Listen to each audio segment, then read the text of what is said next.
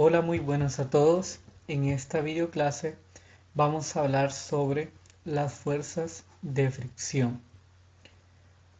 Siempre que dos cuerpos interactúan por contacto directo de dos superficies, se tocan y describimos a esta interacción en términos de fuerzas de contacto. Ya hemos trabajado con una fuerza de contacto que es la fuerza normal. Ahora en esta sección vamos a agregar otra fuerza de contacto, que es la fuerza de fricción. La fuerza de fricción es muy importante y pues en muchos aspectos de la vida cotidiana nosotros la podemos ver o experimentar. Por ejemplo, para que un automóvil se mueva de un lugar a otro, necesitamos que entre el asfalto y los neumáticos del automóvil haya fricción. Para que nosotros podamos caminar, se necesita que haya fricción entre el suelo y pues nuestros zapatos o nuestros pies.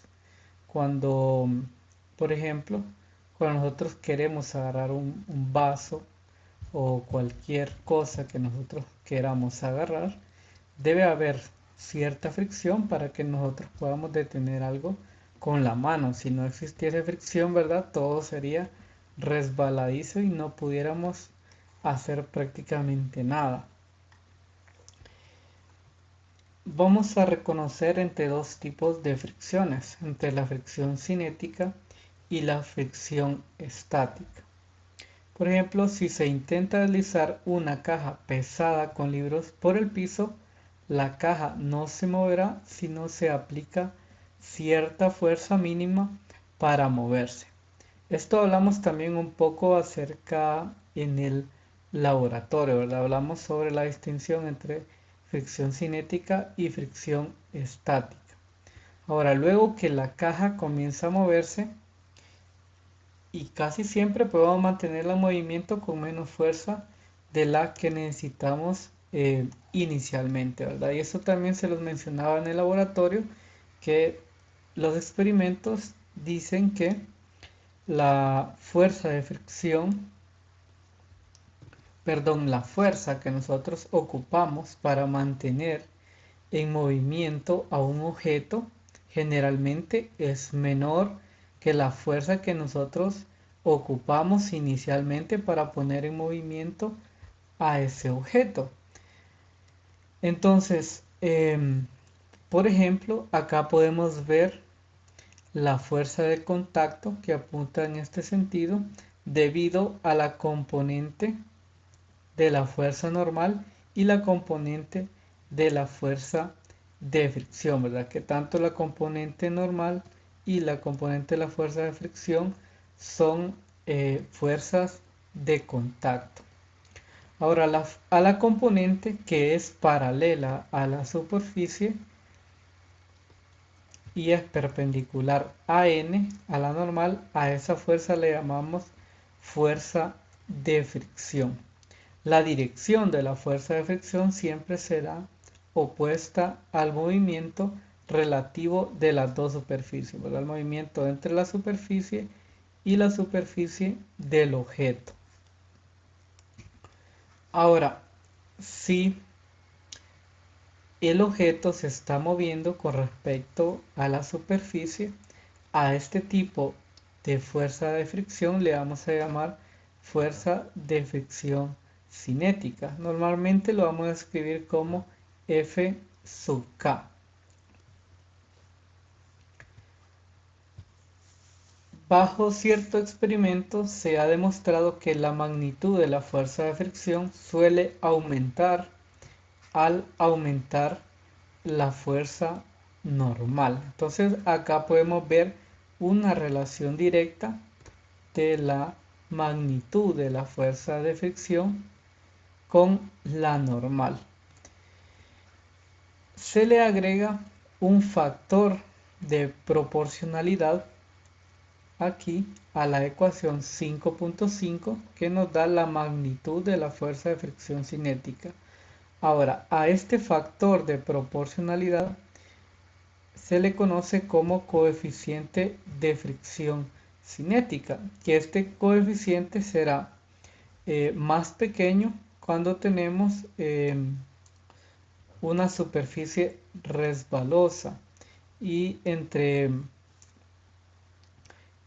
más, por ejemplo, por así decirlo, entre más carrasposa sea las superficies entre una y la otra, entonces este valor será mayor. Entre más cueste mover un objeto que descansa en una superficie, este coeficiente va a ser mayor.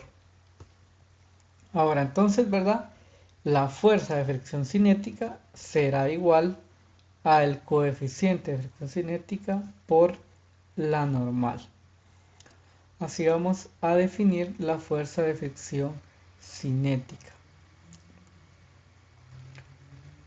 Ahora, esta fuerza o esta ecuación es una aproximación, ¿verdad? No quiere decir que siempre se va a cumplir a cabalidad esta ecuación, debido a que a veces esa fuerza de fricción cinética depende tanto de la velocidad con la que se está moviendo un objeto con respecto a la superficie. Pero para casos prácticos nosotros vamos a tomar que esta igualdad siempre se va a cumplir.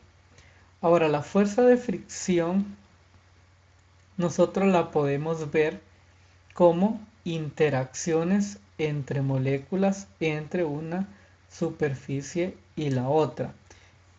Estas moléculas que existen, ¿verdad? Acá en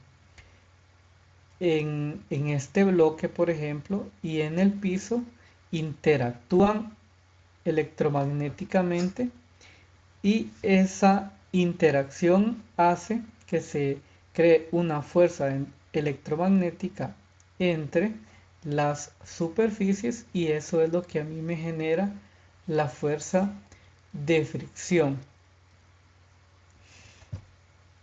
Esto sería con respecto a la fuerza de fricción cinética, ¿verdad? Por ejemplo, también tenemos otro tipo de fuerza de fricción, que sería la fuerza de fricción estática. Y esta fuerza de fricción estática se da cuando no hay un movimiento relativo entre el objeto y la superficie. Entonces, cuando tenemos esa circunstancia, entonces tenemos una fuerza de fricción estática. Ahora, también se ha demostrado que la fuerza de fricción estática cumple con la siguiente ecuación.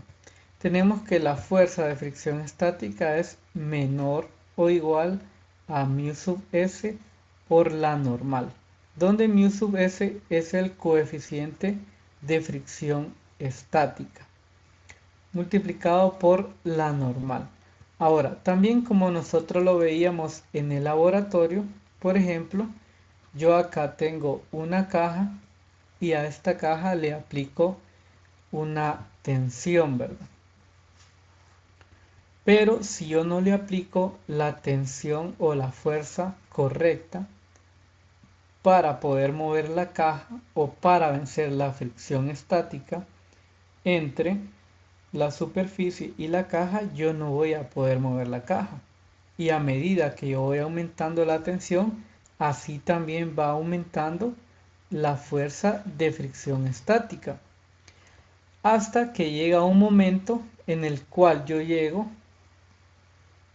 a una, eh, a una fuerza crítica con la cual yo ya puedo mover la caja, ¿verdad? Y eso quiere decir que yo ya superé la fuerza de fricción estática máxima entre la superficie y la caja. Y es solo así cuando yo puedo empezar a mover la caja, ¿verdad? Cuando yo rompo ese enlace electromagnético que hay entre las moléculas de las dos superficies. Y esta es la gráfica que nosotros veíamos en el laboratorio, ¿verdad? Donde tengo que la fuerza de fricción estática puede tener valores entre 0 y una fuerza de fricción estática máxima. En este punto es cuando la caja comenzaría a moverse.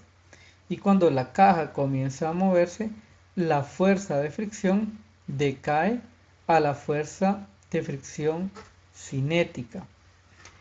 Y como veíamos, la fuerza de fricción cinética es casi constante. Acá podemos apreciar que no es exactamente constante, pero es casi constante. O sea, la fuerza que yo ocupo para seguir moviendo un objeto es casi constante.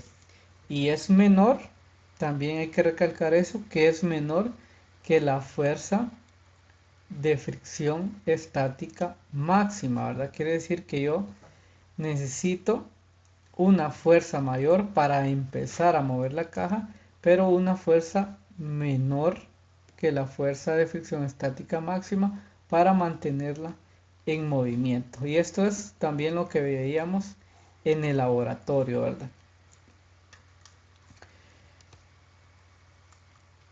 Entonces, como les decía, la ecuación para la fuerza de fricción estática es la ecuación 5.6.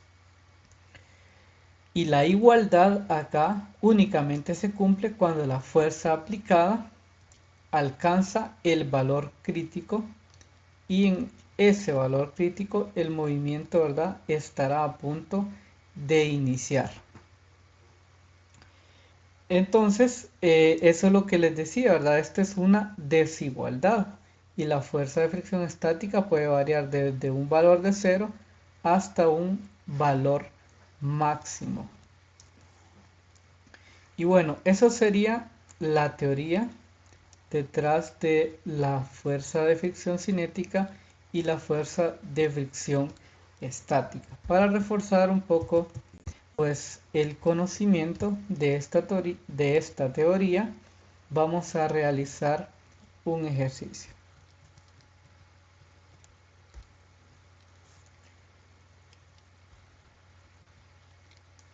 El ejercicio que vamos a realizar es el ejercicio 5.27 y dice así: un bodeguero empuja una caja de 11.2 kilogramos de masa sobre una superficie horizontal con rapidez constante de 3.50 metros sobre segundo. El coeficiente de fricción cinética entre la caja y la superficie es de 0.20. El coeficiente de fricción no tiene unidades.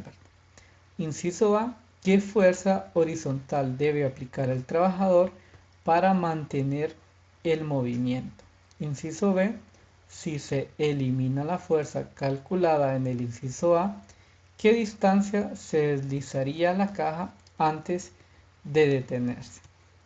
Bueno, primero lo que tenemos es este escenario, ¿verdad? Tenemos una superficie horizontal y tenemos una caja que se está moviendo hacia la derecha a una velocidad constante de 3.50 metros sobre segundo. Ahora, para mantener esta velocidad constante, debido a que existe fricción, ¿verdad?, entre la superficie y la caja, entonces yo debo de aplicar una fuerza horizontal a la caja. Y me preguntan de cuánto debe ser esta fuerza para que esta caja se mueva a una velocidad constante de 3.50 metros sobre segundo. Ahora lo que nos da el ejercicio de la masa de esta caja, 11.2 kilogramos, mu sub k, que es el coeficiente de fricción cinética, 0.20 kilogramos. Ahora, de la teoría que acabamos de ver, yo sé que la fuerza de fricción cinética es igual a la normal por el coeficiente de fricción cinética. Y bueno, para resolver el inciso A, para encontrar la fuerza con que se debe empujar la caja, yo voy a realizar un diagrama de cuerpo libre y después voy a realizar pues la sumatoria de fuerzas tanto en X como en Y. Ahora, las fuerzas que están interactuando con esta caja, ¿cuáles son?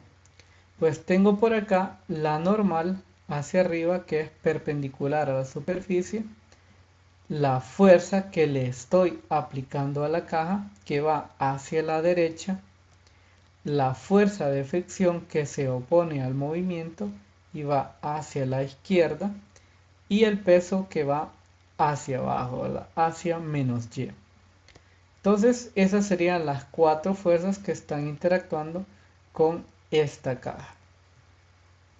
Ahora voy a hacer la sumatoria de fuerzas. La sumatoria de fuerzas en X es igual a 0.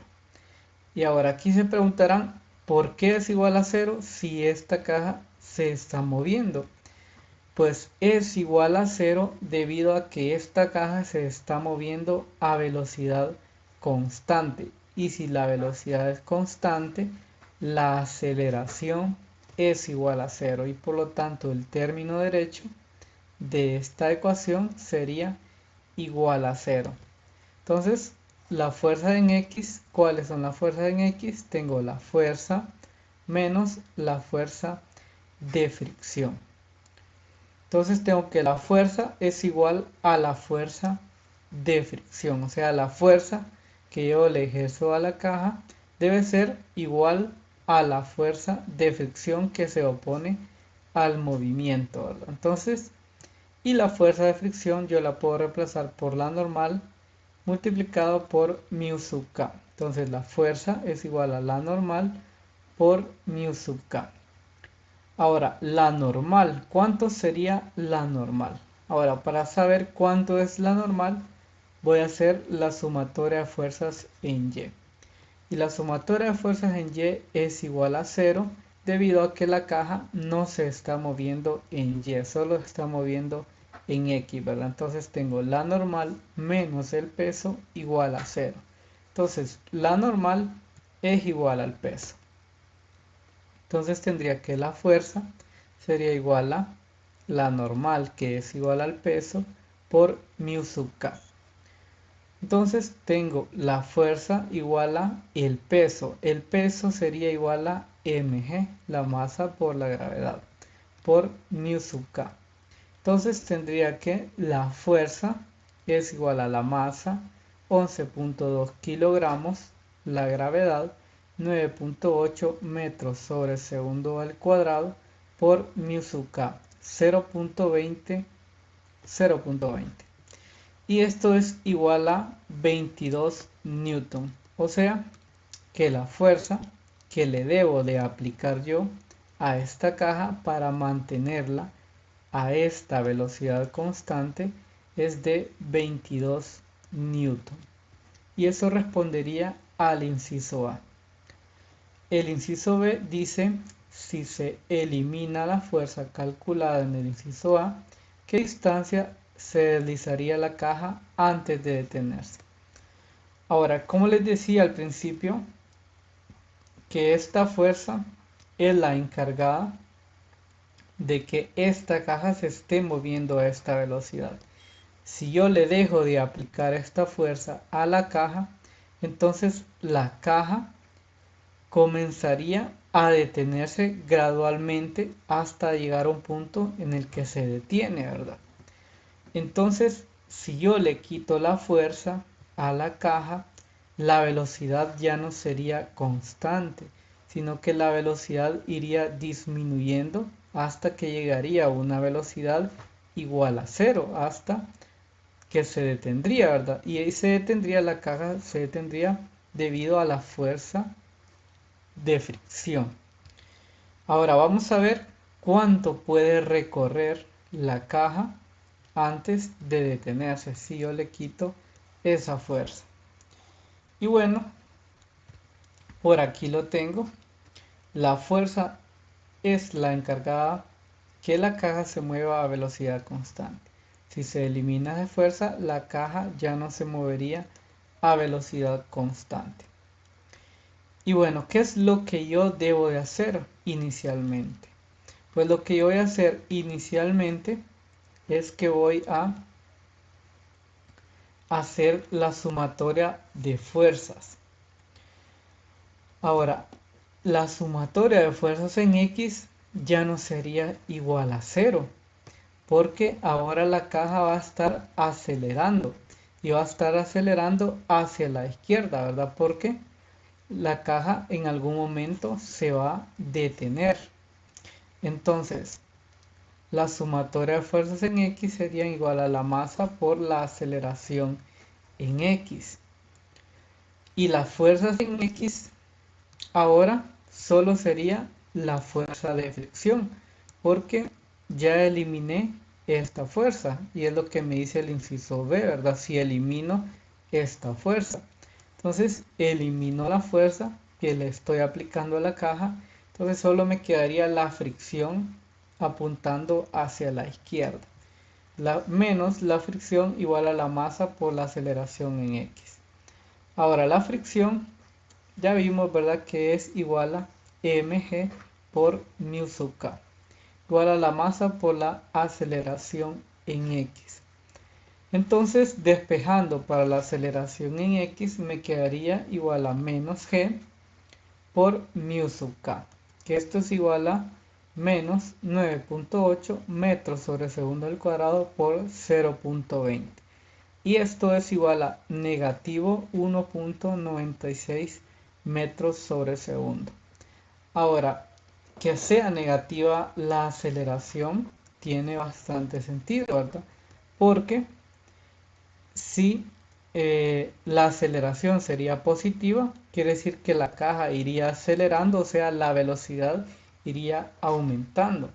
Pero si la velocidad es negativa, entonces en ese caso quiere decir que la velocidad de esta caja va a ir disminuyendo, ¿verdad? Hasta que va a llegar a una velocidad igual a 0. Entonces ya tengo la aceleración.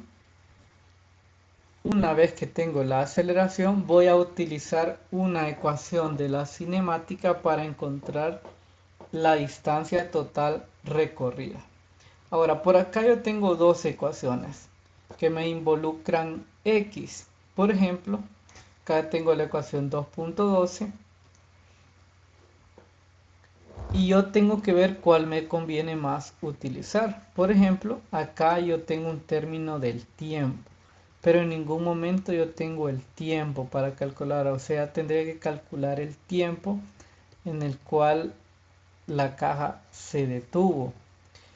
Ahora, la ecuación 2.13 yo la veo más conveniente. ¿Por qué? Porque acá yo tengo velocidad final.